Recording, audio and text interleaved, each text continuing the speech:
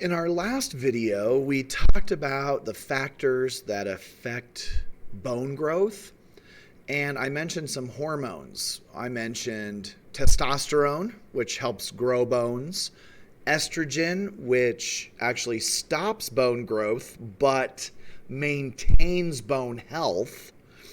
Then I talked about thyroid hormones, which stimulate metabolism for growth. And then I mentioned human growth hormone. And human growth hormone affects the growth of all tissues, including bone. So what I'd like to do is look at the next handout, which is 6G, which is going to focus a little bit more on the human growth hormone. So I'm going to put this handout up on the screen here, and it's probably going to look a little bit familiar. We have seen a picture like this before back in chapter 1, if you recall. So this is a picture of our brain, and we're zooming into this hypothalamus again. Now remember, the hypothalamus is the center of homeostasis. So it's going to be a big regulation center that is going to be regulating homeostatic balances. Now, growth is going to be triggered by the hypothalamus. So our hypothalamus is going to receive a signal, and it's going to release a hormone called growth hormone releasing hormone. And growth hormone releasing hormone is very similar to that hormone we've already talked about, prolactin releasing hormone. And growth hormone releasing hormone is going to be produced in the hypothalamus, and it's going to move down into the anterior pituitary gland. And what growth hormone releasing hormone does is it signals the anterior pituitary gland to release human growth hormone. So human growth hormone is released by a signal from growth hormone releasing hormone in the hypothalamus. Now, human growth hormone is going to be dumped into the bloodstream, and then it's going to travel. I'm going to move this up here. It's going to travel to our liver. Now, human growth hormone does not actually stimulate growth itself. And students find this confusing because you always think that human growth hormone is the hormone that is causing growth.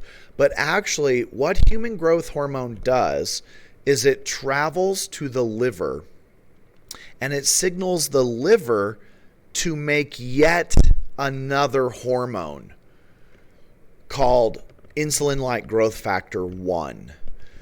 So the liver receives the human growth hormone signal, and the liver starts chugging out insulin-like growth factor 1. Now, insulin-like growth factor 1 is going to be responsible for the growth in our body.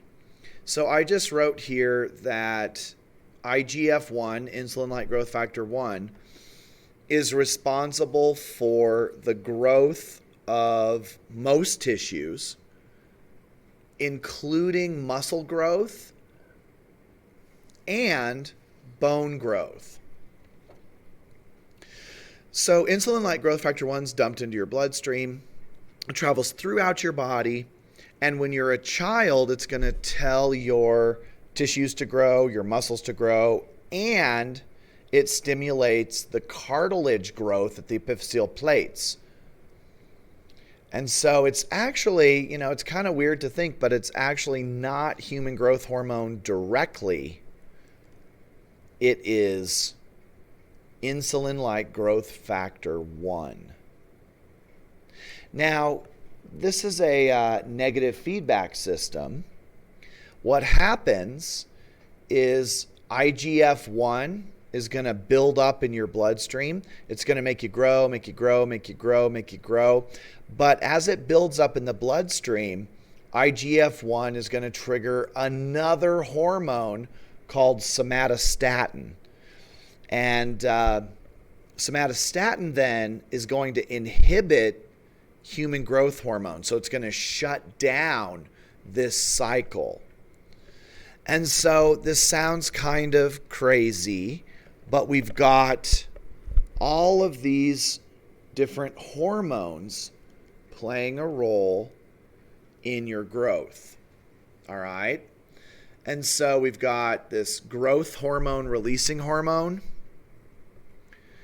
triggering the production of human growth hormone. Human growth hormone stimulates the production of insulin-like growth factor 1. Insulin-like growth factor 1 causes your body to grow, including your bones at the epiphyseal plates. And then IGF-1 builds up in your system. That releases this fourth hormone, somatostatin. And somatostatin then turns everything off. So this is kind of how human growth hormone works. Now, what's interesting about this is why as a kid we grow in spurts. What happens is you grow over a short period of time and then you stop growing for a little while and then you grow again, right? We grow in growth spurts. That's because the IGF-1 builds up, builds up, builds up. We grow. We get enough IGF-1 to